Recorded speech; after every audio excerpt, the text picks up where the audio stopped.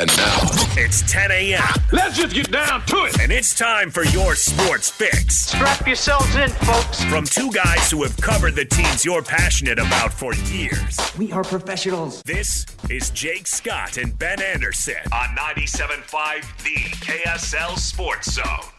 Jacob Ben, 97.5, the KSL Sports Zone. Jake Scott, Ben Anderson, thank you for making us a part of your Wednesday. What's going on over there, Ben? Doing well. How are you? Oh, man, living the dream. Yeah? Yeah. Did you get some sleep? Some, sure. Okay, good. Yeah, I got some. Yeah, late night. How many, I honestly haven't looked. How many 8:30 starts do we have this Got season? an 8 o'clock on Friday. So 8 o'clock, yeah, is fairly common. Yeah. And why is that, by the way? Is it because there's a BYU game in the building earlier at like 2? That would make sense. So that's why Fridays is 8. No, 8 is common. If you're on national TV, you're going to start at 8. But 8:30, I think the Lakers home games are the only ones that start that late anymore. Yeah. Because we used to have a lot of 8:30 games. They did when Donovan Mitchell and Rudy Gobert were here, and they'd play on a Tuesday or a Thursday on national TV. Or even before, yeah. Or heaven forbid, Ben, they made the playoffs. Yeah, right. That's a long ways off. No, that was a common occurrence for a very long time. Our guy Austin and Adrian used to do a post game for the post game after Jazz playoffs, and it was like, guys, good for you. And try and knock off before 3 a.m. Would you? Right. All right, we'll see you later. Yeah. Shout out to those guys. Way to go.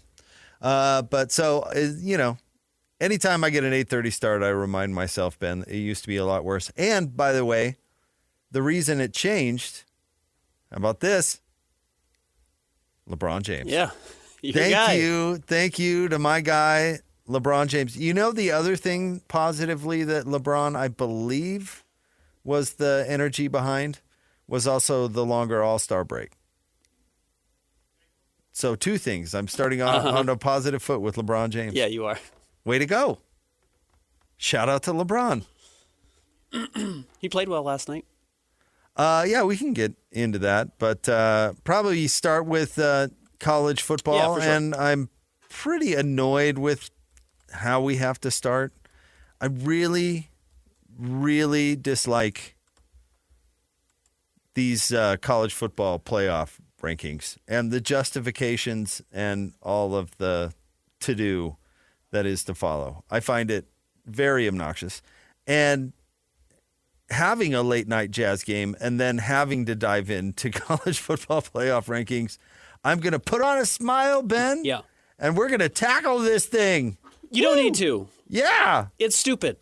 Oh, The college football playoff rankings are stupid. Oh, I hate it. The college football playoff is stupid, and I'm not saying that just to be facetious. I'm not saying that just to have a take.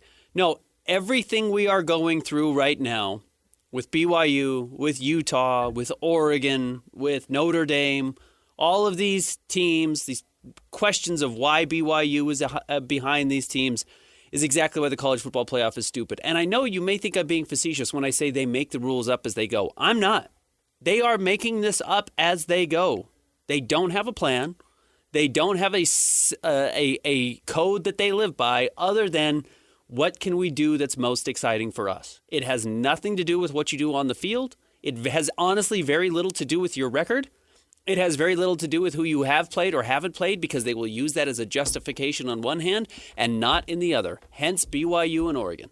BYU's played a tougher schedule than Oregon. BYU's got a better record or the same record as Oregon. BYU actually has a top 25 win. Oregon does not, and nobody cares. Well, everybody cares except for the College Football Playoff Committee. So, again, when I'm telling you they make it up as they go, that's not just a tagline from me. That is actually what's happening, and it is why this is stupid in the first place. Because you have, who was it, Dan Wolken yesterday, kind of railing against Utah. It's like, here's the thing. Utah's having a very good season. Dan Wolken should not have to go online to rail against Utah because, with all due respect, why is Utah in the college football playoff conversation? Utah's played 2 good teams. They've lost to them both. And I like this Utah team a lot. I think Utah should keep it together. I think they should run it back. I know we talked a lot about the quarterback yesterday, But Witt should come back and run this team back and really try and make a run to win the Big 12 and have a chance to compete in the college football playoff. But yeah, why is Dan Wolken having to go online to yell about Utah not belonging and not understanding what their schedule is? It's because we've expanded this out so far that you do have those types of conversations, and I don't know who is helping. I don't know who enjoys it more. I don't know why this is more fun than what it used to be. I don't know who this is serving, and I mean that honestly. Yeah, I agree with all of that, and I say well said to you. I'm trying to search for it. I should have had it handy, but did you see the committee's comment on ranking BYU where they did? Yes. And honestly, I'm actually kind of glad I don't have it in front of me because it's not relevant for all the reasons that I can read it. I've got it in front of me, but the justification, get into the meat of it. I think it was the middle paragraph or whatever, explaining the part with the Texas Tech loss.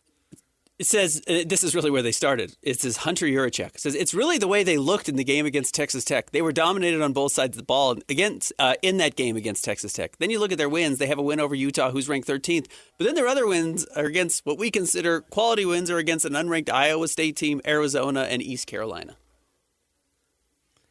That's a mental pretzel. Yes, that's exactly a complete mental pretzel. That sounds like a conspiracy theorist on 4chan. Exactly right. You know what I mean? Like, I read that whole thing and I was like, are you serious, right? Is that the mental gymnastics that you're doing? And honestly, whose opinion is that? Yours? Is that Ivan Mazel's? I mean, whose opinion? You think BYU was dominated on both sides of the ball by Texas Tech? Well, I mean, a sane person can make an argument that they weren't dominated. What's the word dominated? What does that even mean? Okay, it's honestly ridiculous mental gymnastics. Let me see if I can do this quickly, playing Mad Libs with another team. So I'm using the same heart of what they said, and I'm going to do Mad Libs with another team. It's really the way they looked in their game against Indiana. They were dominated on both sides of the ball in that game against Indiana. Then you look at their wins. They have a win over Iowa. They have quality wins over Wisconsin, Oregon State, Northwestern.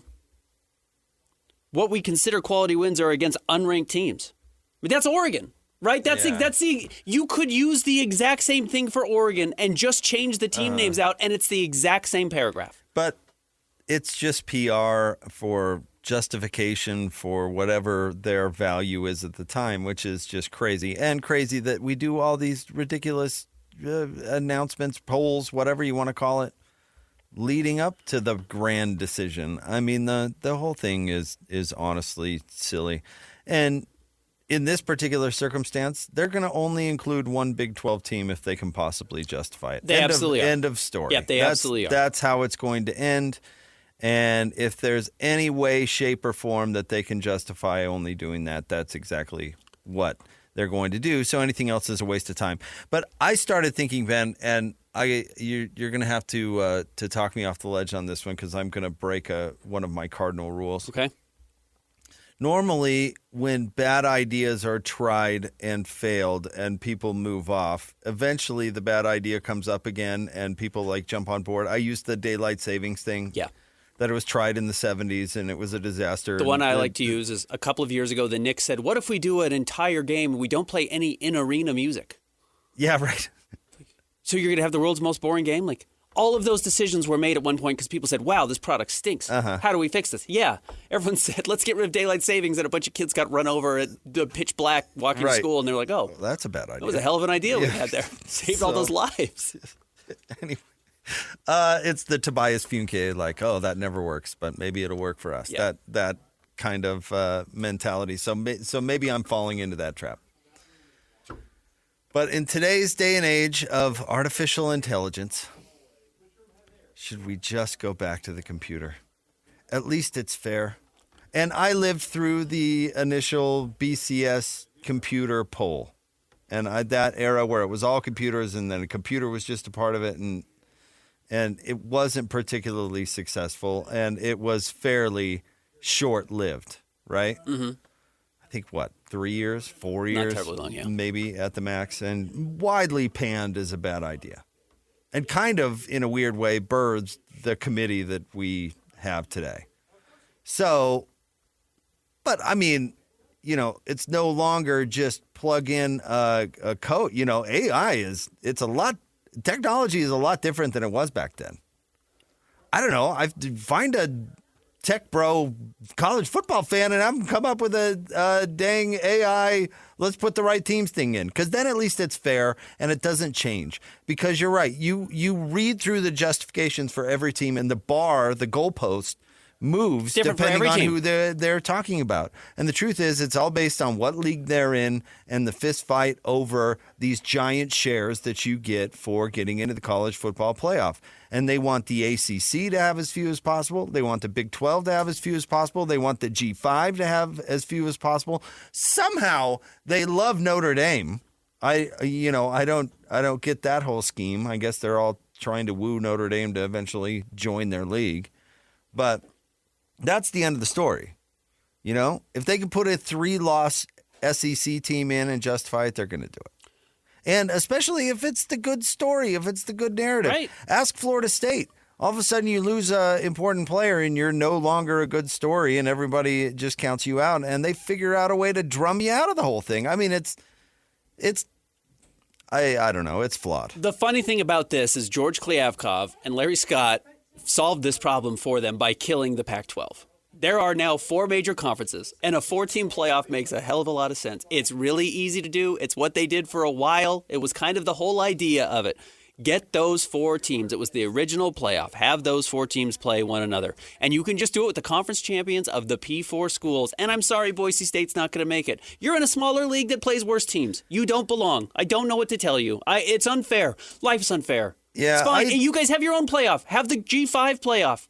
The FCS does it, and they do it really well. Have a bigger one to make even more money because more of your teams can play, and they get a larger chunk of the TV money. Yeah, you're not making the college football playoff. There's 4 teams: the SEC, the Big 10, the ACC, the Big 12. They go and they play. And if the ACC gets embarrassed because they have to play the Big 10 every year and they're the 4th best league, then so be it. They get embarrassed, but you move on. It's fine. We don't need to do this. And by the way, when I talk about Oregon doesn't deserve to be in.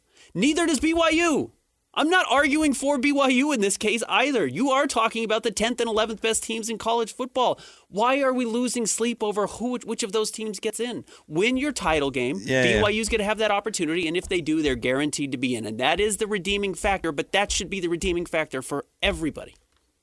Well, I'll tell you 2 reasons why it would never happen. The antitrust thing is a thing, but no, that's not interesting to anyone. But the reason why is, okay, 4 teams make the playoffs. So let's say that there's a pie, 100% of the revenue from the playoff, which is substantial. Right. In your scenario, what percentage of the pie would the Big 12 be getting? Well, what you should do, because the flat thing would be 25%. It would be. It would be 25%. Yeah, and that's why they don't want to do it. That's about 20% too high. Really, what you should do is every team that makes it should get X percent. And then if you advance to the championship game, you get another X percent. And then if you win the championship game, you get another X percent. Yeah, but that's fair. They're not interested in fair. Or a flat 25% is fair. Yeah, they're not interested in any of that. So that's not going to be the solution. But they do have to pretend, Ben, that they do value that, which is the skeeziest part of the whole thing, right? They have to pretend like, oh, what? Of course we are fair. Yep. We are American institutions of higher learning. Fairness is what we do. It's obnoxious and obscene. Just my opinion. Now, let me play devil's advocate. Because I've talked a lot about 2 teams because Oregon and BYU are the one that really has people heated up here in Salt Lake or in Provo. That really is bugging people. The nice thing is, and this is the other thing that the college football playoff does, which is a reminder that they are making it up as they go, and sometimes that's because of what is still in front of them. Mm-hmm. Oregon does play USC this weekend.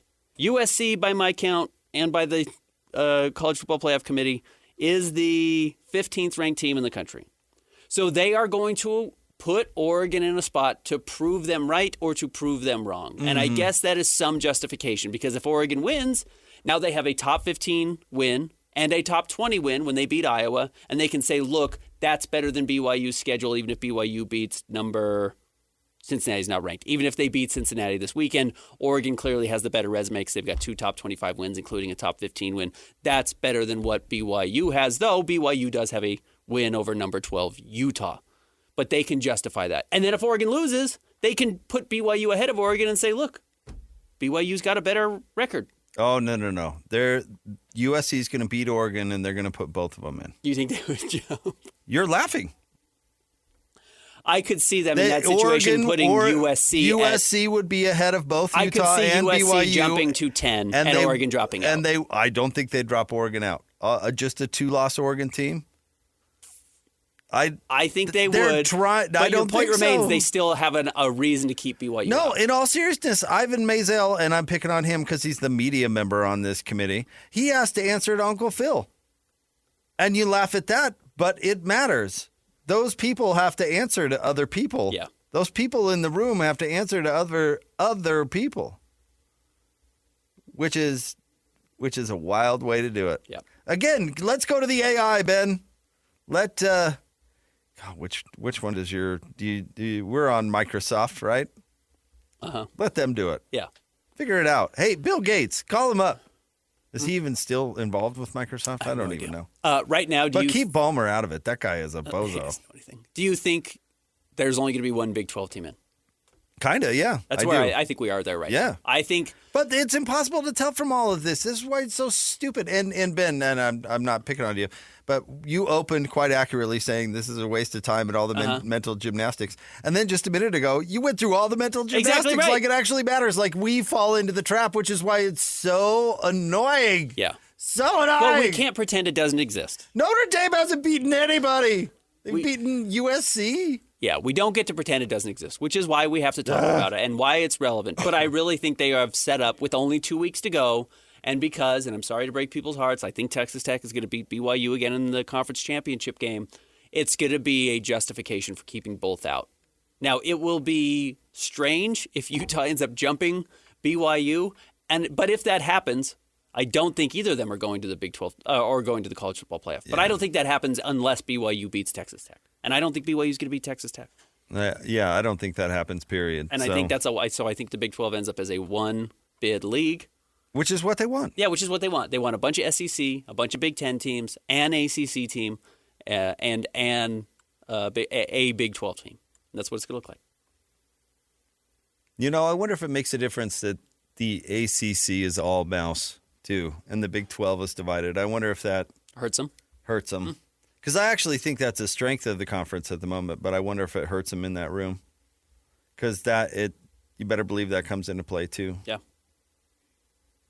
Yeah, who knows? Again, but I'll tell you what, I could see them putting Oregon and USC above them if USC beats Oregon. If it's a close game and USC wins 41-40. Like, that was basically a win for Oregon. And USC, move them both up. Yep. I think they're both going to be out. Utah and BYU. All right, top 3 stories of the day at KSLSports.com coming up next. Jake and Ben, 97.5, the KSL Sports Zone. It's time to break down the biggest stories of the day. This is the top 3 stories of the day on KSLSports.com. 97.5, the KSL Sports Zone. 1, 2, 3, My baby don't mess around because she loves me so, and this I know for sure. But does she really wanna? But can't stand to see me walk out the door.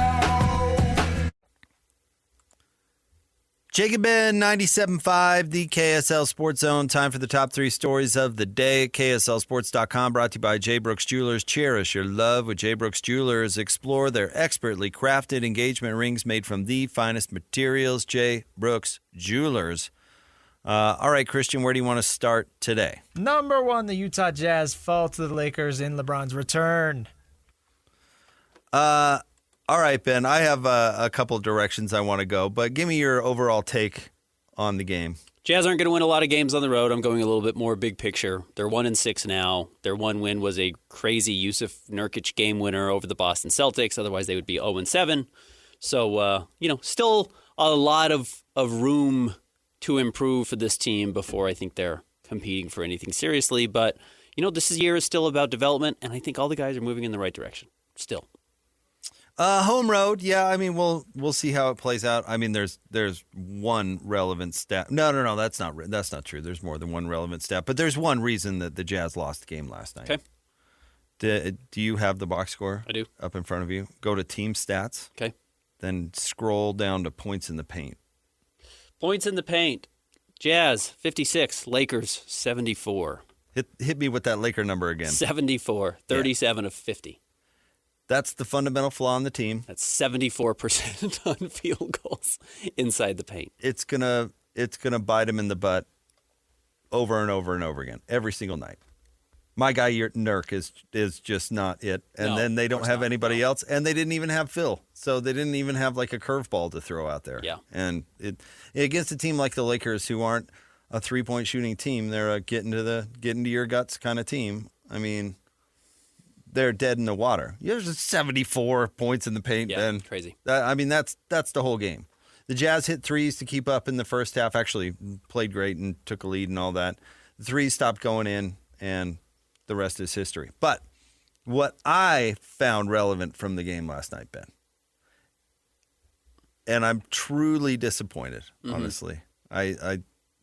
There are, you know how much I detest referees and think they're just the worst. There are two that I kind of like. One is Haywood Workman, because I think that more players should get into refereeing after they're done. I actually think that would help solve the problem, because players know a little bit more of the flow of the game, the ins and outs players' of the game. personalities. And players' you know what? Yeah. It's not an ego thing, because it's actually kind of a demotion, if that makes any sense. Like you're not there to get any headlines. And the other is Billy Kennedy, who I actually think is a pretty good ref, but we all find him funny with his reviews and all that stuff, which I do. And he does have a little animation on the court without being Dick Bavetta. Yeah. You know what I mean? So I do kind of like Billy Kennedy. But Billy fell for the I'm in Hollywood and let's make this about me. I could never, ever, ever watch Luka Doncic on a nice nightly basis. Never. I would stop being a basketball fan. He represents everything that I detest. I mean, the flopping is gross. The foul baiting is unbelievably gross. Do you realize the Lakers went to the line last night, Ben? 40 times. Yeah. 40. Yeah. To the Jazz's 18. Luka went to the line 16 times. Lakers always have a huge free throw discrepancy. It really is. There is a Laker thing there. There's absolutely a bias. It is so gross. You know what was the worst? Honestly, the worst foul of the night is when Keontae George fouled Luka Doncic's forearm with his face. Yeah, when he headbutted Luka's forearm. How dare he? I haven't seen a more egregious foul since John Collins fouled Anthony Edwards with his eyeball. I do. You remember that? I do. I mean, it's so obnoxious, and he cries all the time. All the time. The incredible play that Keontae George made, where he blocked the alley-oop. Jumped out of the dang gym. Yeah. One-handed. Volleyball spiked the ball down the floor to start a fast break. Comes down and kind of gently falls to his butt. It's a basketball play. You both jumped up. Yeah. Falls to his butt. Runs into Luka. And Luka gets up crying about I was fouled. You were fouled? Yeah. You didn't have to jump. Keontae blocked the ball before Luka jumped. Gosh, it is obnoxious. It is. It is obnoxious. And Billy couldn't stop blowing the whistle. Even when the game was well out of hand in the fourth quarter, there couldn't be a possession that went by without, let's get a whistle on that. Oh, it just ruins the flow of the game. It is so bad. That game was so hard to watch for me. It's just crazy. I'm so glad that Luka Doncic does not play for the Jazz. Keontae George and Larry Markkinen did continue to play well. Keontae had 34. Larry Markkinen had 31. One of the interesting things, though, was they did not go to the free throw line, which has been a signature for both of those players this year. Keontae went 3 times. Lowry only went 4 times. They just shot so well by themselves that they didn't need to go to the line to get their points. But then the Lakers pulled away late. I am sure that Keontae George pulled everybody aside and said, "Hey guys, tonight's Billy's night. It's not our night. Bill. It's not our night. And tonight is Billy's night." I said nice things about LeBron earlier in the show, Ben. I'm going to say nice things now. If that's how he fits into the Lakers, that's going to be pretty seamless. That's their best option for him to fit in. He took 7 shots. He scored 11 points. He had 12 assists. He basically just said, I'm going to be the actual point guard. And was just making plays for really everybody. Yeah, he was really during great. short spurts, though, because it's when Luka isn't being Luka. Yeah. And so if LeBron's okay with that, and we didn't see crunch time because the Jazz were done by the back part of the fourth quarter, so we'll see how that works. And it is LeBron's first game back. But that is, I mean, he played great. But if you think LeBron's only going to take 7 shots a game, you're crazy. Because the other thing that LeBron has, and don't forget about this, and this happened last night, he's got the longest streak of double-digit scoring games in NBA history. It's like 12 years or something. It's crazy. He has not scored fewer than 10 points in a game in so long. I'd have to look up what the number is. But he's going to keep that going, which is why he got to 11 points last night and then didn't play. That is still something that they are keeping an eye on. So we'll see how it goes with LeBron's fit with the Lakers, but he does not play any defense. LeBron James' that part of his career as well in the rearview mirror. Double-digit scoring streak dates back to 2007. Yeah. It's 18 years straight, which, is a testament to how good he is. But, yes, they are not going to let him only take 7 shots a night. Or he's not going to allow himself to only take 7 shots a night. No. 1,293 straight games. Pretty wild. 74 points in the paint, Ben. Jazz back in action against the Thunder. And what do the Thunder like to do? Get to the rim. That Shea is pretty good at getting to the rim and baiting fouls. Shea isn't Shea's obnoxious. I don't think Shea's that fun to watch. He's not as obnoxious as Luka. I don't think Shea's that fun to watch either. I'll pay closer attention to it, but I could not. Shea doesn't cry as much as Luka does. No, certainly not. Much quieter. And you know what? Ace played really well again last night, which, again, I don't want to lose sight of what this season really is about. Keontae and Lowry have done great jobs and are looking like, signature pieces for this roster going forward.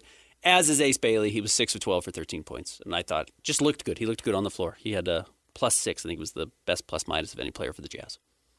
What's next? Number 2, BYU and Utah both moved up a spot in the college football playoff rankings. They're still on the outside looking in.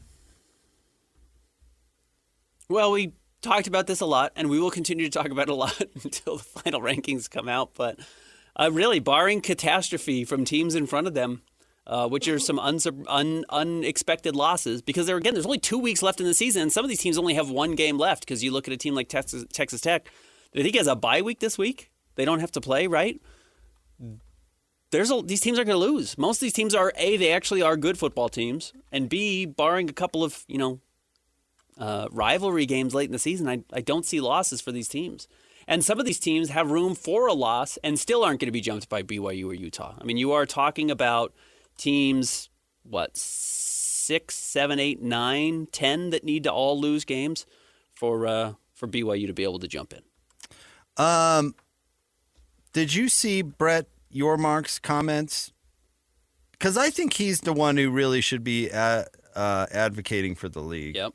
And his comments was basically, I'll read the first part. I'm thrilled to see the Big 12 Conference getting the respect it deserves. I said at Big 12 Football Media Day in July that we would earn it on the field, and we continue to do that.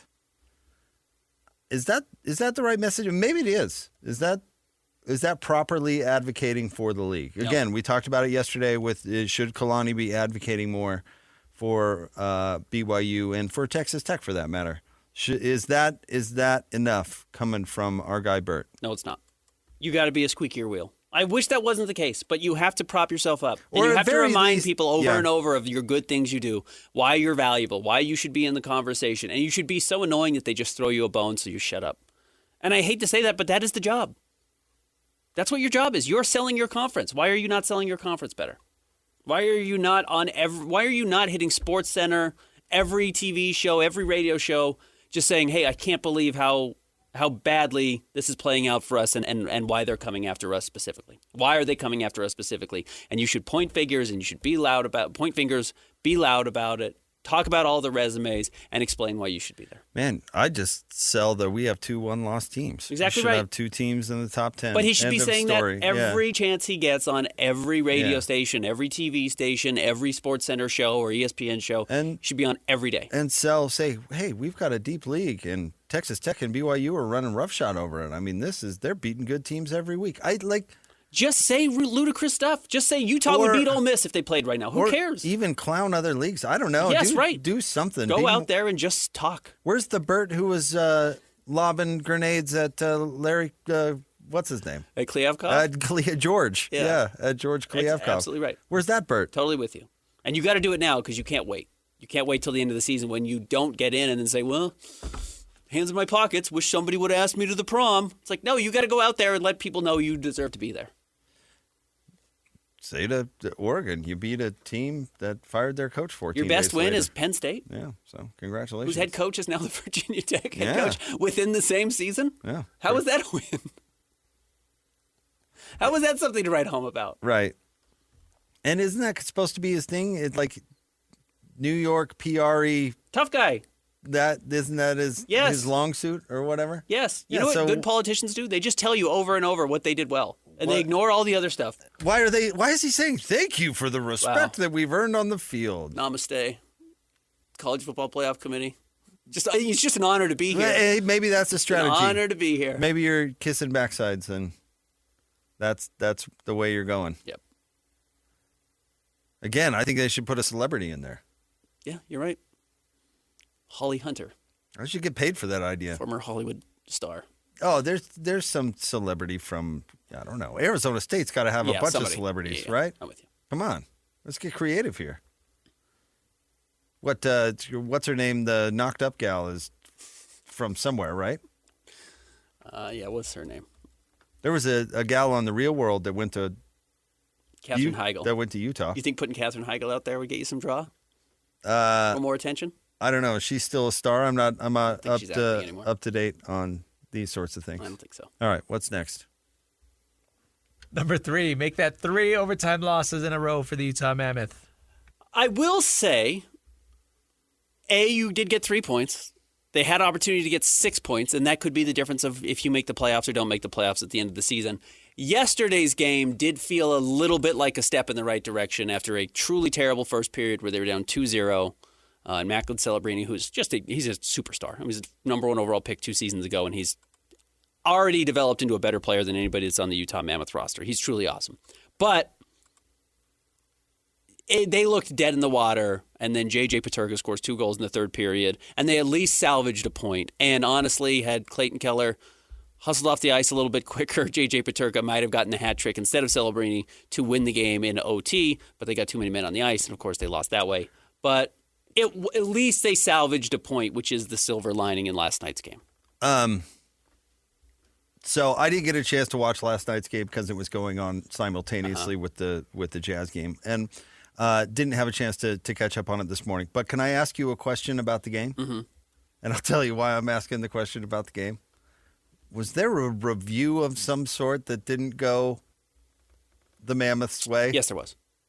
Was it an egregious call or no? Yes, it was pretty egregious. So there was a goal in the third period that got waved off for goalie interference because a San Jose Sharks player checked, who was it? Nate Schmidt? Logan Cool? I can't remember who it was. Somebody was in front of the goalie, which is your job, trying to block his vision. Somebody checked that player, a San Jose Sharks player, checked the Utah Mammoth player into the goalie, moving the goalie off of his spot, and the goal went in, and they said, yeah, you can't hit the goalie. It's like, well, if I get pushed into him, that's obviously not my fault. Anyways, that's the story. Okay.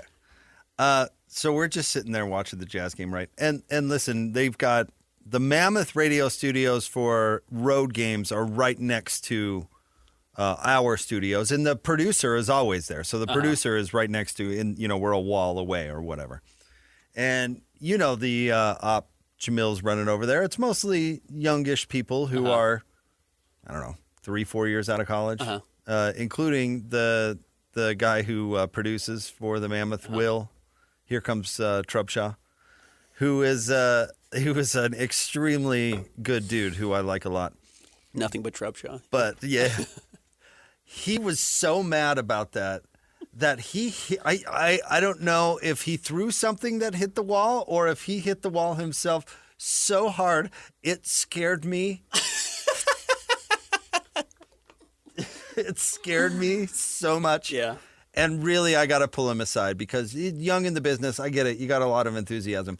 But you're going to give yourself a stroke if you're going to work in the sports business and have that kind of emotional reaction. What game is this for the man? Yeah, right. Game What 19. is it, 20? Yeah. 19. Yeah. Going to have to bring it from here to here. Yeah, it scared me so much. Move your passion away from the team towards the job. I want to do Right. this job as well as possible, and I can't control anything that happens on the court or the field or the ice. Let's have that reaction when like the connection is undone or something like that. You know, but like scared me to death. Like that? All right. Shout out Trubshaw. Oh, dude, Wilson, egg. he's one of the good ones. No, everybody over there. We've got a Good crew. We've got a good vibe over there for sure. All right, stay tuned. We'll have more coming up next. We've buried the top story of the entire day, and I can't believe it's taken us this long to get to it. Okay, I don't know what you're talking about. I'm Coming excited up for it. It's coming up next. Jake and Ben, 97.5, the KSL Sports Zone. Nobody gets you ready for Utah football more than the KSL Sports Zone. Ready? Kyle Whittingham and the Utes return home for a battle against Kansas State. Your home for the best coverage of Utah football is right here on 97.5, the KSL Sports Zone. You're listening to Jake Scott and Ben Anderson on 97.5, the KSL Sports Zone. Jake and Ben, 97.5, the KSL Sports Zone. It's a Win Ticket Wednesday. Caller number 12 right now, 801-575-ZONE. You're going to win a 4-pack of tickets to go see the Jazz take on the Lakers at Delta Center on Sunday, November 23rd. Caller number 12 right now, 801-575-ZONE. That's 801-575-ZONE on a Win Ticket Wednesday. Ben, I could not believe it. This happened after our show yesterday when this news broke. I had to text you and Christian. I couldn't believe it. And usually you know at least some of the goings on over there. And I was curious if you had heard rumors about this, which you had not. I had not. This was new to me. This was a new thing, but lo and behold, I open up my favorite website, Page 6. Which I do love celebrity gossip. I do. I'm guilty of it. You are guilty you of know it. what? I loved Laguna Beach. I did. Okay, I've never watched the the show. real OC. Yeah. You were either on Team Kristen or Team Lauren, and it eventually became The Hills. And then, but anyway, let me say this: that Will Hardy, the head coach of the Jazz, reportedly went out on at least one date with Kristen Cavallari. And who is she? She is a character made famous by Laguna Beach, by that television show, which is really like quasi-reality show. Like think reality show, but probably very scripted and shot through like a movie lens. Yeah, it was kind of believed to be fake or scripted and kind of was, right? It was half reality show, half they set up situations to make it, which I think is the same thing as what the Real Housewives, or not Real Housewives, whatever the Secret Lives of Mormon Wives is now. Yeah. Half of it has to be scripted. So anyway, Kristen had mentioned on her podcast or a podcast that she had gone on a date with a big deal. Yeah, he's kind of a from big the deal. world of sports. And then it was revealed that it was the one and only Will Hardy, Utah Jazz head coach. And I was, I was just surprised at the randomness of the whole thing, because I was always on Team Kristen, even when she was married to Jay, who is unlikable to say the least. I was still on Team Kristen, and I will explain. Smoke and Jay Cutler. Smoke and Jay. She was married. Yeah, she's famously married Had to Jay Cutler. like 3 kids with Has some teenage boys, right? with Smoke and Jay. But lo and behold, it turns out that she revealed yesterday, apparently, that Will Hardy was the one that she went out on a date with. And honestly, the way it happened is very common. They're both represented by CAA, and they have common people who set them up. And Is that common? your manager sets you up? Is that what your manager does? No, but I bet in that world it's not all that uncommon. But having a Your wife's your manager. I can't imagine she'd set you up with somebody else. No, probably not. But like I don't know, you're in the business world. Like you have friends here around the building, and if you set them up with somebody else that you know, I mean, it's probably in that world where dating is a little more complicated. I don't know. Maybe it seemed pretty benign to me. But anyway, she said he flew to Nashville, took her to dinner, called him a great guy, and said that it just wasn't right. Yeah, this is from a U.S. magazine, U.S. Weekly. Us Weekly. Sorry, U.S. From Astronomer. This is where Page 6 got it from. While Cavallari did not reveal her date's identity, she teased that, quote, he's a big deal, even though she didn't know who he was at first, which I'm sure is the text he's getting from all of his friends right now. I'm sure that's every group chat he's in is his friends teasing him. It says, he's represented by CAA, so am I. Our two agents made it happen. She explained, he flew to Nashville, took me to dinner. Such a great guy. But she also added, You guys they weren't like a perfect Nashville? match. Yeah, Nashville's a great town. Hey, do you think they went to Tootsie's? Where do you think they where do you went? think they went? Here. Oh well, that's Morgan Wallen's bar? That's where I've they been went? there. You want to hear They something go to funny? Kid Rock's place? You want to hear something funny? I've hung out with Audrina Partridge in Nashville. I don't know who that is, so that's a good flex, but I don't know what you're talking about. Well, it's funny because she was on The Hills with Kristen Cavallari. Okay. So you and Will have something in common. No, I wasn't. I didn't go out on a date with Audrina. We just, our group hung out with her group. I wouldn't say we dated. We just spend a night It was not out on the town. It was not a date, I assure you. Anywho, I think it's actually here's my takeaway. I think it's actually a compliment to Will Hardy that she didn't feel that way. Okay. You question her? Her taste in men, Ben. Is Jay Cutler a bad guy? Oh, come on. Smoking Jay? He kind of has the same build as Will. They're both like kind of, I get it. She has a type. Wait, I missed. Is this the girl who was married to Jay Cutler? Yeah. I was giving tickets away, so I missed that part. Yeah. Yes, she was the woman who's married to Jay Cutler. They had a very messy breakup. They did. But go back and watch Laguna Beach. That Stephen Coletti guy is a bozo. Huge bozo. All the guys she was involved with on that show. I don't know who these people are, but I do love this about you. Awful humans. She has. You've probably had girlfriends in your life that I've had lots of girlfriends. Girl, friends. I'm popular. In your life that had bad taste in men. Yeah.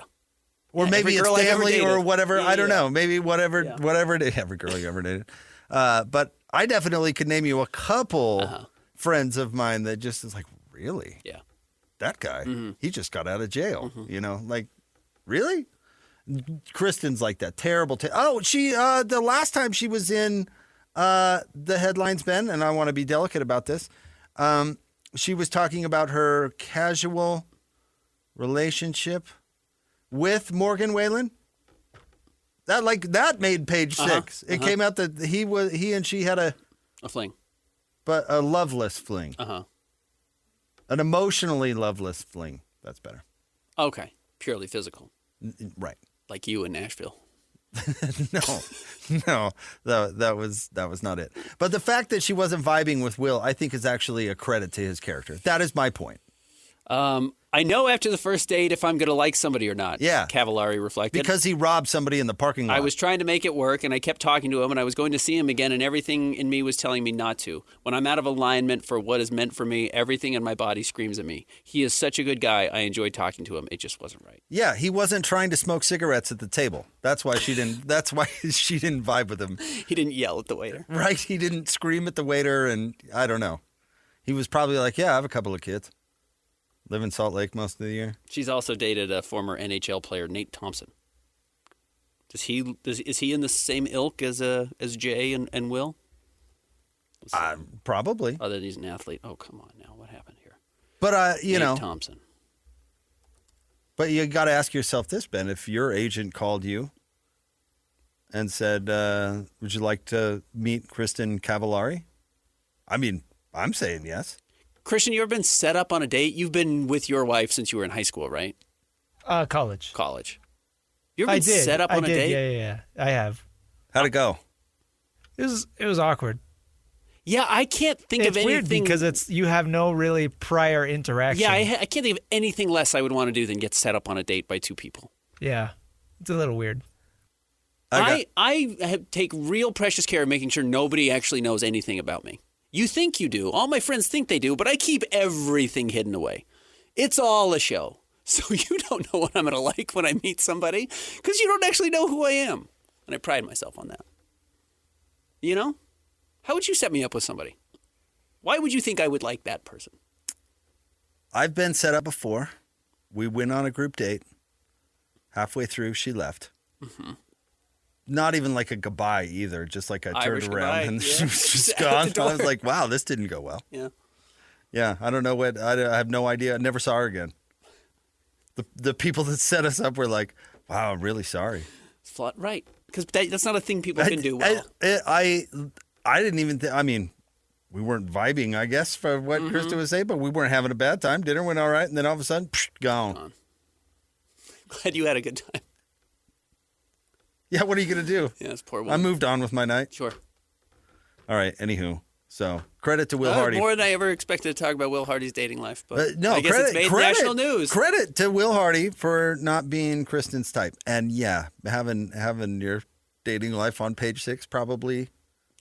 People have to understand, again, Will's elevation to where he is now is so funny because he was playing college basketball at Williams College because he was an English major, which is one of the reasons he went to Williams College because it's a great school and he was going to be whatever he was going to be academically. And a guy who worked for the program or was friends with the coach of the program, just like this old couple that was there, randomly knew Greg Popovich and said, hey, Will's a smart kid. You should go work for Greg Popovich. Will was just a shaggy-haired, normal guy that you would see playing at Westminster College or whatever, and is now dating or going on dates with He went on at least Laguna one. Beach or the Hills star, Kristen Cavallari. If you don't want it I'm on, sure he never expected to be at this life. if you don't want it on page 6, Ben, don't do it. Right. That's their Yeah. That's their their tag. motto. That's Yep. their motto. All right, stay tuned. More next. Jake and Ben, 97.5, the KSL Sports Zone. Complete game coverage of the Cougars is right here on the KSL Sports Zone. It's a huge Big 12 battle for the Cougars as they head to Cincinnati for a showdown against the Bearcats. Your home for the best coverage of Cougar football is right here on 97.5, the KSL Sports Zone.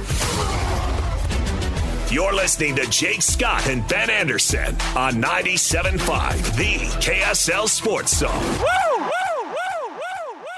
Jake and Ben, join Hanson, Scotty G from noon to 3 at Tim Daly Nissan Southtown. Coming up today, 11155 South Jordan Gateway in South Jordan. Tim Daly, home of the Forever Warranty. We've got What You Got Wednesday coming up at 11:30. We should mention this since Christian sent it to us. I mean, that's basically a mandate. We have to talk about it, right? We don't have to spend the whole segment on it. But did you see the pictures that surfaced of Bill Belichick yesterday, Ben? Well, What's he doing? let me actually ask this because maybe this story is relatable. Okay, you do things to support your spouse, better half. Yeah, that's what you're supposed to do. Yeah, right. You show up to things that maybe aren't all that interesting you, or figure out ways to support. You be involved. Yeah. But do you draw the line anywhere? Yeah, sure. Christian? Yeah. I don't think you're expected to be at absolutely everything. These are Everything. adults you're dealing with. Now, let's tell you bring up a good point. Bill Belichick, I'm sure, has been ignoring his family for decades. Anywho, He's a coach after all. he's a coach after all. That's what they do. He was spotted and photographed yesterday, Ben, attending a cheerleading competition in Raleigh. Okay. Grandkids? No, Huh. Niece, nephew? no. His Charity? girlfriend, Jordon Hudson, the adult novelty heiress, is a member of a competitive co-ed adult cheerleading team. Keeping in mind she's What? She's Will 24. you say that again? She's 24, and so she's on a competitive co-ed adult cheerleading team. Okay. And they had do you call it a meet? I guess. they had a meet, and Bill showed up to support. Yeah. Football team is 4-6, by the way. This guy's soul is gone. Yeah, Because- Jordan probably doesn't go to every game. She's just like, Bill, I don't need to be a part of that. But if you're not at my adult competitive cheerleading intramural tournament, I'm going to kill you. I'm going to cut you off at the legs. If that's the best spot you can cut him off at. This is how an adult, this is how the 70-year-old winningest football coach in NFL history has to spend his Wednesday nights. In a stinky gym watching competitive cheerleading for a woman that probably should have left that behind her several years ago. Mm-hmm. So I'm back to my theory of the case. And really, it's got to come down to two things at this point. Blackmail of some sort. Okay. Or he really is into humiliation. Because he had to know he was going to be photographed. Right? You're Bill Belichick. You can't go out to a public event and somebody's not going to take your picture and go, oh, look who's here. It's Bill Belichick. Yeah. He had to know that and just be like, I'm cool with it. So why would you make such decision?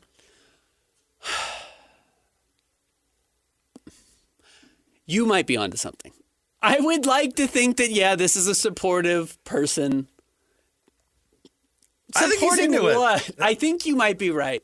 I think there might be something sick going on here. This is either a really serious case of, I don't want to say Stockholm Syndrome. That's not quite the appropriate, but like abuse, like elderly abuse. Uh-huh. Or this is a humiliation campaign led by and designed by Bill Belichick himself. This is a public display of humility. Or not humility, humiliation. Those are two very different things. Very, very different things. I think you might be right. And by the way, as far this as... isn't I'm a good boyfriend, look at me. You know what I mean? This isn't I'm a martyr. No, this is... I want the world to... See how depressing this is.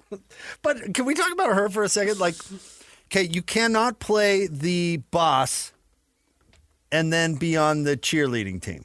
Like, she's saying, like, I'm Bill's PR guy and I'm running the show now. Like, I'm the captain now. It's like figuring out that your CEO also it plays Magic the Gathering. Uh-huh. You know what I mean? Yeah.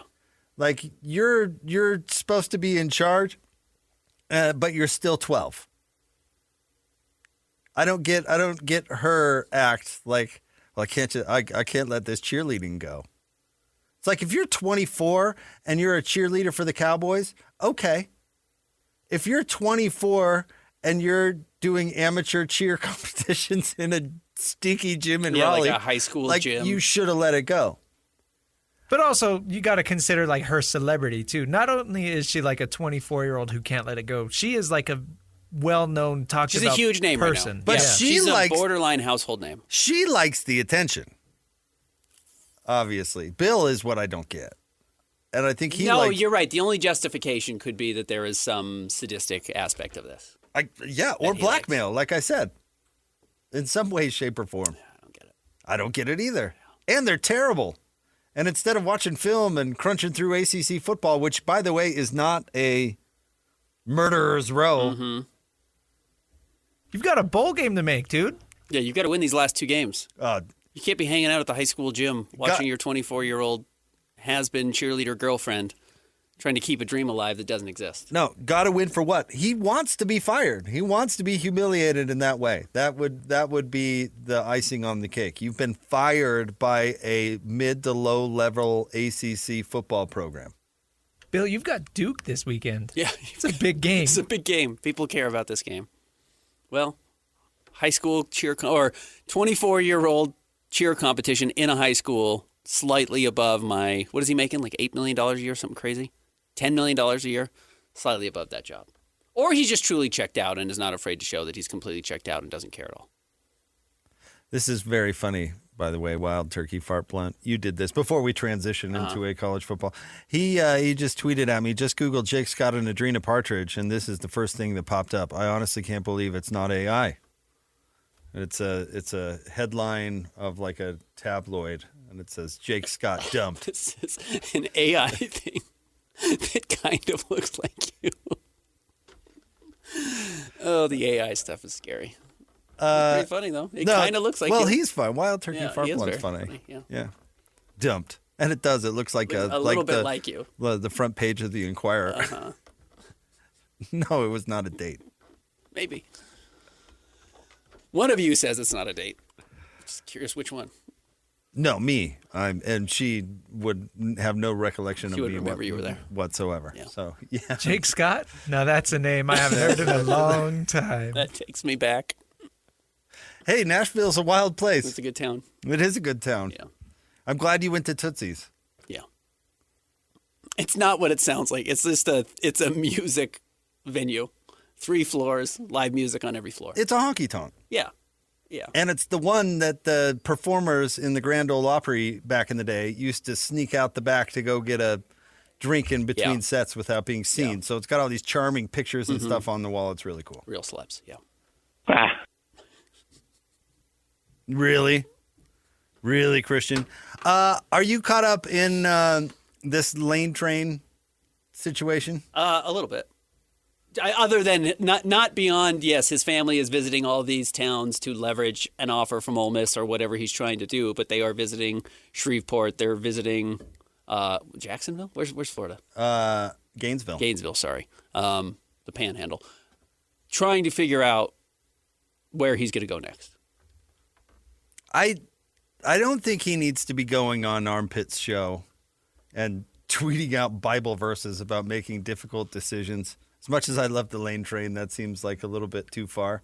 He clearly does not feel like he's getting what he's supposed to be getting. From Ole By the Miss? way, Gainesville's not in the Panhandle. I lived in Florida. I don't know where Yeah, anything what is. are you talking yeah, about? it's not. Jacksonville is, I think. But anyways, neither here nor there. I do think the read I'm getting is that he wants to stay at Ole Miss and he feels like he's not getting the offer he deserves. So he's using all these weird little things to leverage a better offer. I wonder what constitutes better in his mind. Could just be years. Could be money. But I mean, guarantees. I bring that up to bring back to kind of a good job, our good job, good coach discussion, which I always think is relevant. But I think the definition of good job is changing. Okay. I don't know if traditional good job will be good job forever or as good a job as it was, and other jobs might be way better than they were.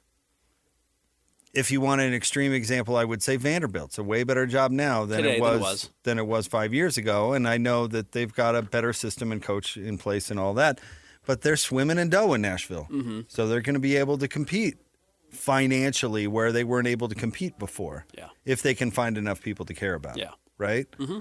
Alabama is kind of the notorious one in the headlines right now. They've got a lot of small money donors. Like you want a car dealer to bribe a player. Well, Alabama's got plenty of those. But tech billionaire, super short on that. Yeah. And there's kind of the rumbling out there that Alabama, can they afford to actually keep up with some of these other schools in the SEC, believe it or not? Yeah. Like Georgia has way more money than Alabama does. Right. So adjusting, what, and I use Lane for this because what constitutes a good job anymore? Like if you're Lane, what are you asking for? Because I do think it's more complicated and nuanced than salary up front. I don't think that is the only motivating factor. I would guess Lane wants to win. Where can you win? What is not your NCAA mandated salary cap budget, but what's the real budget? I don't want to go to LSU because the governor's all over it. In all honesty, the governor has shown a willingness to insert himself into this situation. Why would I want to deal with that? Apparently, he talked to Lane for like 2 hours yesterday, according to him. Why would I want that? Yeah. Why would I want that type of oversight? I don't understand that at all. Honestly, that would be a near disqualifier. And the fact that nobody's had a lot of success at Florida since Urban would make that a difficult job for me to take too, which is why I think he is smart enough, Lane, who's been through the horror show of it all as a coach, the ups, the downs, really probably the worst of it, being in a bit of an embarrassment, kind of being the clown of college football for a little while and the NFL. I think he probably just wants security. I think he probably just wants a place where he's going to have as much security as possible. And yes, to your point, some idea of how much money he's going to get to spend on NIL every year to keep players or get players. I guess, let me ask you this. Do you have a better chance or as good of a chance to win at LSU as you do at Ole Miss or vice versa? I don't know what their donors are because, like your point is, Vandy has a ton of money. It's kind of weird now. Yeah, we don't know. But I would argue that it's as easy to win at Ole Miss as it is LSU nowadays. I think nowadays is the key there. Yeah. Yes, clearly that's not always been the case. Obviously, that's not always been the case. But now, if it's coming down to NIL dollars, and LSU's been a bit of a mess now for really a while, and they have an all-time great team with a national championship papering over a lot of mistakes and a lot of, not misuse, but mediocrity at the very best for over the last decade, despite the fact they've had insane NFL talent. They have one really good year that has papered over everything. So, yeah, I think you probably can with Ole Miss. But the funny part about Ole Miss is they have more energy in their football program than the on-the-field product would warrant. Okay. Does that make any sense? Yeah, the football team, for as crappy as it's been for decades, still has an incredible amount of support for a variety of reasons. Mm-hmm. So I don't know, why wasn't Ole Miss winning before, and are those problems gone now? I mean, I'd be asking myself all this if I were Lane Kiffin. Mm-hmm. I'm sure that's what he's weighing. And I'm sure that is why this quote that he's tweeted out is somewhat accurate. I'm sure it's not an easy decision. But all the stuff where Ole Miss is going to mandate he make his decision by the Egg Bowl and stuff, that's all garbage. Yeah. He denied it yesterday on Armpit's show, and I don't know, maybe Ole Miss is trying to make ultimatums or whatever, but what are they going to do? Tell him to go? Yeah. The best coach that they've had in how long? Who's had more success than they've had in how long? They're going to be like, no, make a decision now or we're going to lock you out of your office? Come on. Yeah. You're on his timeline, whether Correct. you like it or not. And they know it. Yeah. Yep. All right. We've got What You Got Wednesday coming up. Do we know what we're doing? Right around the corner. We'll figure it out. Okay. It's the Jake and Ben Show, 97.5, the KSL Sports Zone. It's another battle for the Aggies, and the KSL Sports Zone has it covered.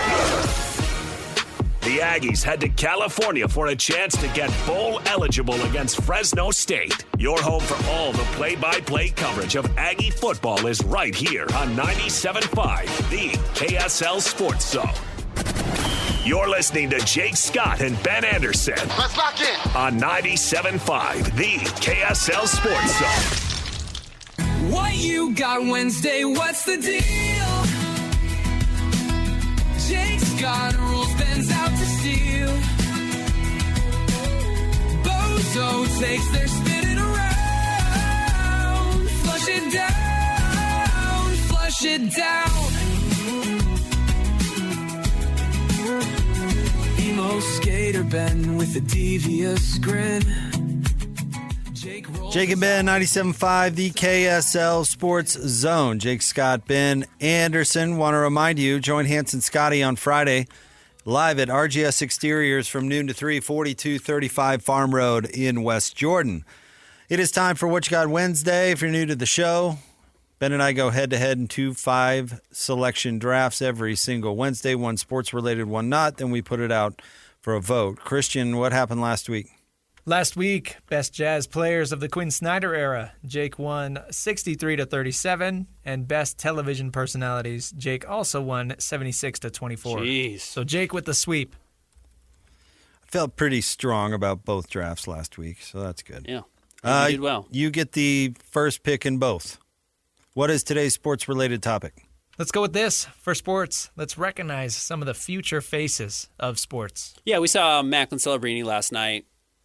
We're going to see some other names coming up not too long. So I think there are some names that So deserve we're to be in talking this conversation. what kind of window? 5 years. 5 years? And here's the thing. Where I think this does get interesting is there's the very famous tweet as a guy 10 years ago now tweeted out, I'm so glad LeBron James is 30 years old. We're just about to be done with his nonsense. And 10 years later, LeBron still has the entire league abuzz when he steps on the court. Is there an automatic number one pick? I think there is for me, and I think it's Victor Wembanyama. I think he's the safest bet to be something we've never seen before playing 5 years from now. Outside of his body truly may not hold up. That would be my big fear. Yeah, I mean, Big Vic. It's a good pick. I don't know. I don't think it would have been my number one pick. Okay. I'm going to go with Shohei. Shohei was on my list. So You don't think he's in prison by then? Well, I mean, justice be served. I don't think Victor Wembanyama is going to go down as the best basketball player of all time. I think there's a likelihood Shohei does. Which is crazy. We might be watching the GOAT. Considering everybody's kind of considered Babe Ruth that for 100 years. We finally have a guy who has a resume that makes sense to put him up against that. Or probably will. Yeah. No, he's headed in that direction. No doubt about it. And he's living up to the expectation, and he's winning, and he's playing in the biggest spot. You're right. No, it's a great pick. He was on my list for sure. We always do this in football, so I feel like I should take somebody. Is there an obvious, and you're not going to answer obviously, like next superstar quarterback that's in the wings, that's waiting, that's going to be the guy? I mean, there are several options. There are options. I'm curious if it feels like there's an obvious number one, because I would have said one, but things have gotten derailed. So I'm going to go a little, I guess, outside the box. I'm going to go with Jackson Dart. I think that's a swing, but I'm going to go with Jackson Dart. I'm not sure there's like the obvious, like Patrick Mahomes is coming. Watch out. It's going to be here, and it's going to be, as good as anything you've ever seen.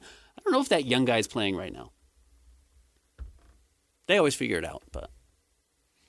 I'm going to go with football, and I'm going to take Patrick Mahomes. You're going to take Mahomes. Still, 5 years from now?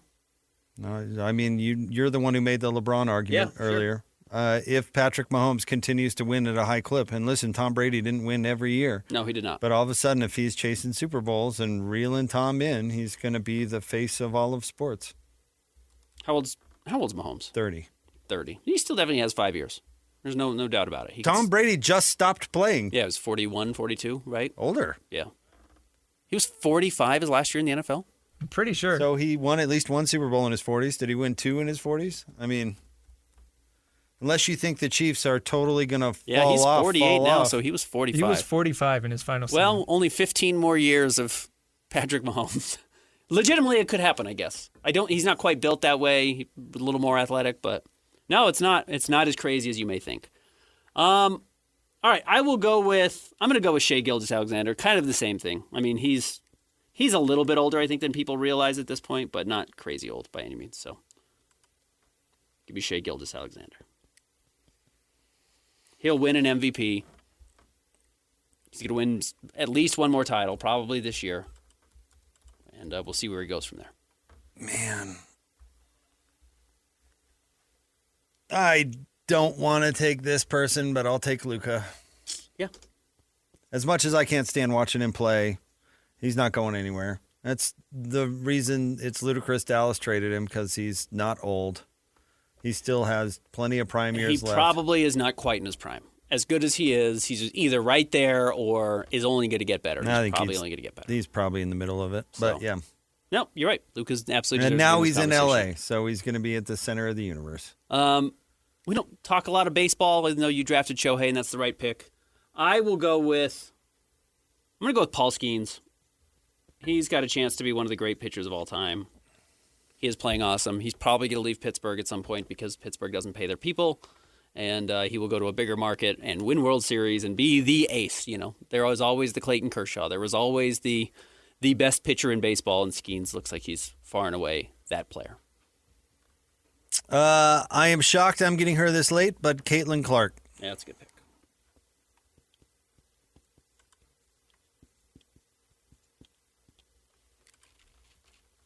Yeah.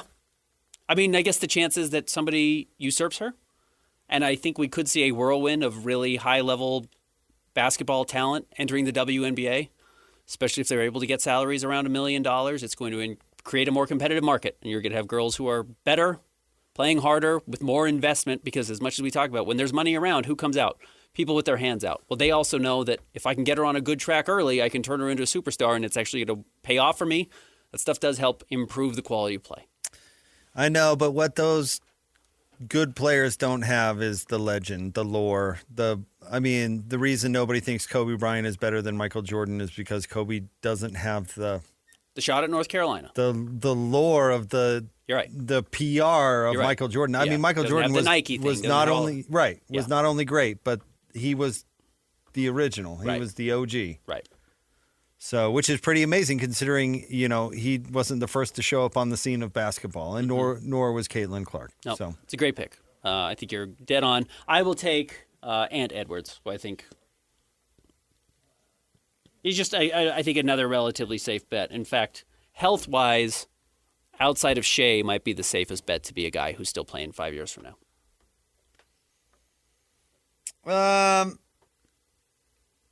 Man, some of these picks probably won't land for me, I guess, but I'll go ahead and take Josh Allen. I mean, for the same reason that's as a great pick. same reason as Mahomes, they're probably going to be the Nicholson and Arnold Palmer of the NFL quarterback that generation. Yeah, I think you're So- exactly right. No, I think that's totally fair. I don't think that's crazy at all. And Allen, by the way, is 29. So he's going to be still be 34, and slinging it at 34. He should age relatively well. Right. It maybe can't take the hits he takes now, but All right, review. Ben had the number 1 pick. He went Victor Wembanyama, Jackson Dart, Shea Gilgeous-Alexander, Paul Skeens, and Anthony Edwards. Jake went Shohei Ohtani, Patrick Mahomes, Luka Doncic, Caitlin Clark, and Josh Allen. No AJ DeBonsa.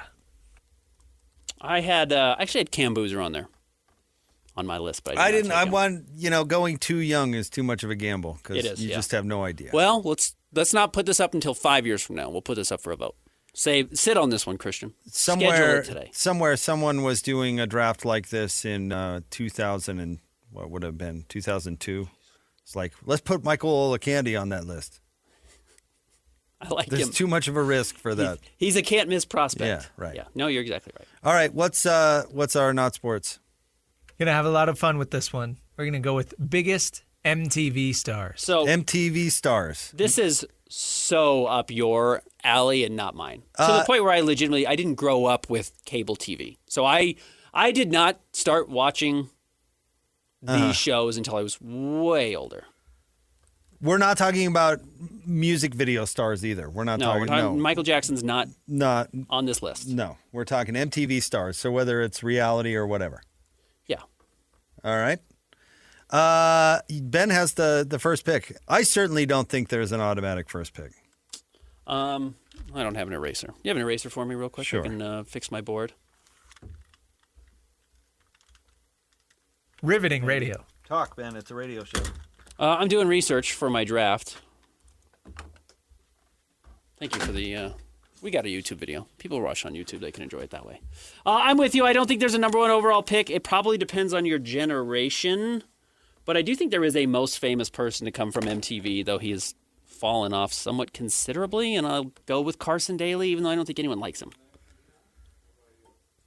Yeah, I didn't like him on TRL. Yeah, I don't think anyone really likes him. But he has somehow turned into, like, Gen X's, like, that's just kind of a safe guy who I watched on TV sometimes. So I'm going to go with him. There is an automatic number 1 pick for me. Okay? All you really need is the initials CT. He is the Real World Road Rules Challenge legend, He is. and he started out on Real World Paris CT. Who was his girlfriend that passed away? What's her name? DM. DM. Yeah, they were a hot and cold couple throughout their time, and then she ended up getting cancer. Very sad. Very sad story. And ended up made everyone fall in love with him, and CT was this kind of rugged, wild, very handsome.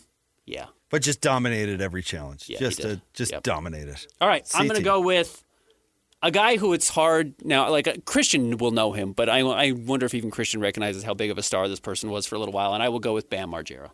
Bam was absolutely everywhere and is still relevant.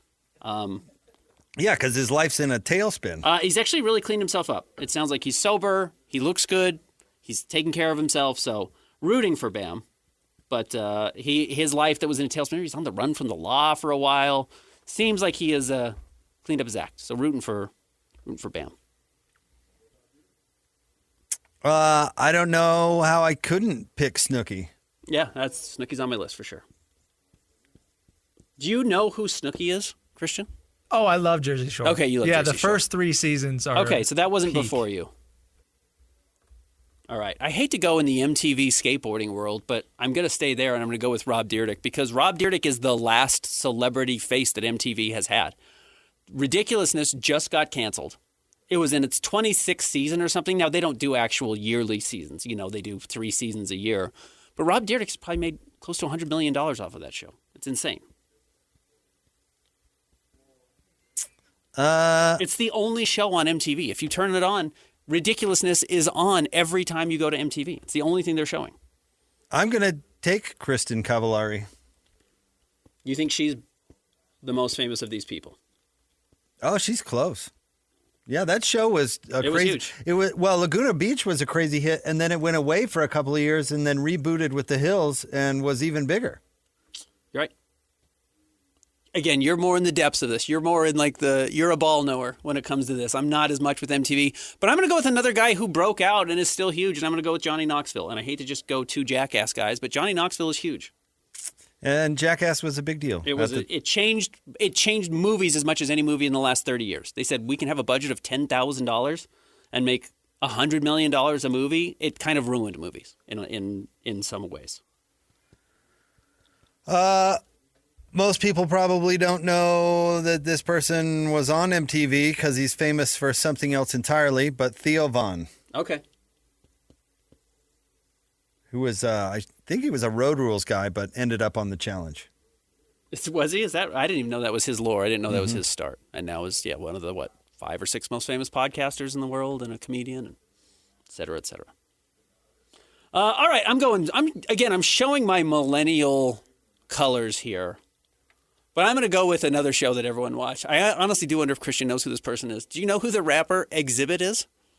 Yeah. Yeah, from Pimp My Ride. Yeah. He really resurrected his career, Exhibit had some fun albums, like some very classic late 90s, early 2000s rap albums of that style. Mm-hmm. But he ended up as a true celebrity and welcome him into our house. Give me Exhibit from Pimp My Ride, which was a ridiculous show. All right, my last one is going to be, this person isn't identified with MTV, even though it is absolutely where she got her start. Okay. As co-host of the dating game Singled Out, Jenny McCarthy. Okay, yeah. Who was one of the celebrities of the 90s. Yeah, for sure. Dated Jim Carrey for a while in the 2000s. Yeah, she was a real person. And now she's married to somebody, like a country star. But Jeni or Jenny? I think it's Jenny. And she's, what do they call it? A detective on Masked Singer. Still on TV. Still on TV today. It's like being a Subway sandwich artist. I'm a detective on Masked I got to tell you, Singer. I love that show. Okay. We've started watching reruns. As I can tell, you like terrible television. Oh, yeah. Well, MTV was churning out terrible television for a long time.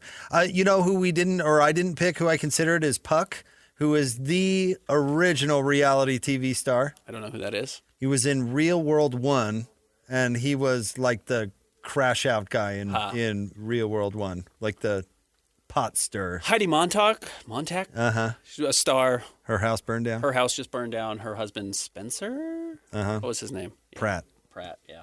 Could have double dipped in the Jersey Shore, gone DJ Pauly D. Could have done Pauly D. Could have done The Situation. I liked the Jersey Shore, but I figured I covered that with Snooki. I wanted Snooki. I could have gone too heavy on the challenge. The Miz was on the challenge. He's like big in the wrestling world now, right? You could have done Chris Boykins, Black from Robin Black. Big Black. I love Rest in peace. Cara Maria on the challenge because she responded to a friend of mine's video post about the challenge once. Oh, Wes? Wait, you Wes? didn't even take your ex-girlfriend. You a Wes guy? Yeah, how did you not take your ex? I really didn't like Wes on his original Real World You season. didn't date Wes. We're talking about your Nashville No, girlfriend. Adrena Partridge. It was not a girlfriend.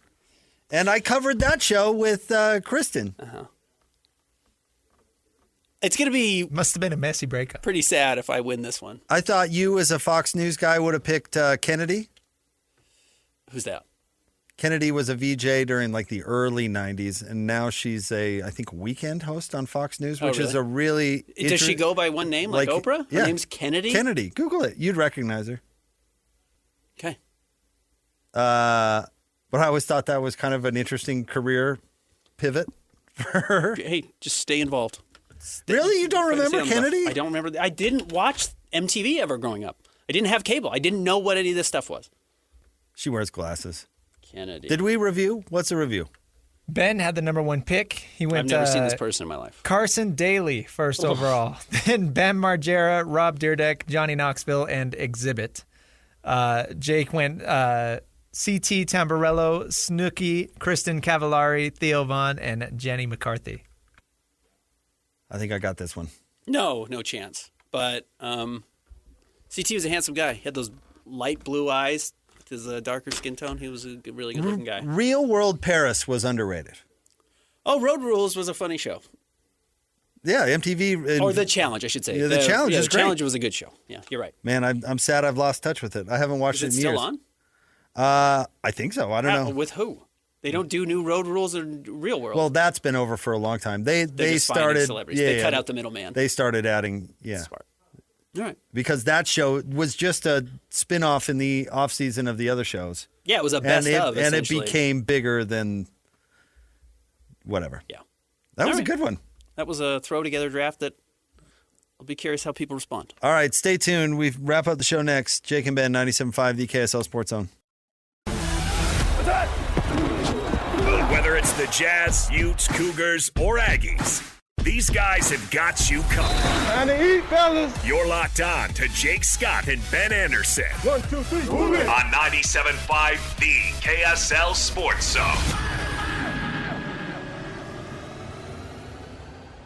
Two niggas on their ways, talking sports.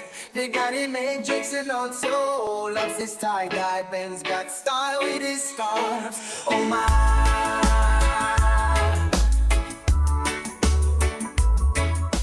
Jake and Ben, 97.5, the KSL Sports Zone. This segment brought to you by Peach Doors and Windows. Amazing home transformations begin with Peach, where 5-star reviews are the norm. Call them today for your free in-home estimate, 801-566-1255, Peach Doors and Windows. Ben, real quick on the way out the door, I want to marry two stories. Do you know what was 21 years ago today, or tonight, I guess? No idea. The Malice at the Palace. Oh, okay. Did you see yesterday that the NBA, the cowardly NBA, the translucent leader, Adam Silver, decided not to punish Draymond Green and gave him a stern warning for him getting into it with a fan the other day. Yeah, because he was yelling at a fan. Dude, yelling at a fan like that and punching a fan are not that far off. It's relying on Draymond Green's judgment. Anyway. Like that? There we go. Thank you. This guy has been a repeat offender, suspensions, attacking Rudy, all the things, and now he's face to face with a fan, and we can talk about what the fan said to make him so upset. But how can you just give him, that guy of all people, a stern warning? I don't think Adam Silver wants more bad press right now. I honestly think it might be that simple. Well, this is bad press. I think I think this will come and go for most people versus, another Draymond suspension, another game, or another fine. But yeah, But Draymond's, the fan was calling him Angel Reese because he can't make shots and he gets rebounds. Yeah. Or me-bounds. So or whatever. Draymond went and talked to him, which, you know what? You can't interact with him even that closely, most likely. But he didn't swing on him. He didn't spit on the guy. But think of that standard you're just putting right there. Listen, I understand players' gripes about fans when it goes too far. Okay, I do. I think fans should be given a little latitude because it's a basketball game and it's fun. But yeah, if you get personal and you involve family and let alone some language that we all know is inappropriate, then I think the players have a gripe. But if you've got some bozo calling you Angel Reese, just run up, go up the other side of the floor. What are you doing? Sam Green is the guy's name. Claimed that Draymond threatened to punch him, which, you obviously can't do that. Draymond did not swing on him. He had his hands on his hips the whole time. The guy had his arms out. So he didn't swing on the guy, so that makes it okay? Oh, well, I know. What line are you going to draw? Like, Donovan Mitchell yells at fans every game, points at guys on the sideline, picks out who he's going to go against. It's like, that's another thing I think Adam Silver doesn't want to get himself involved in. I actually stand with Adam Silver on this one. This is the right choice. Would you get suspend him?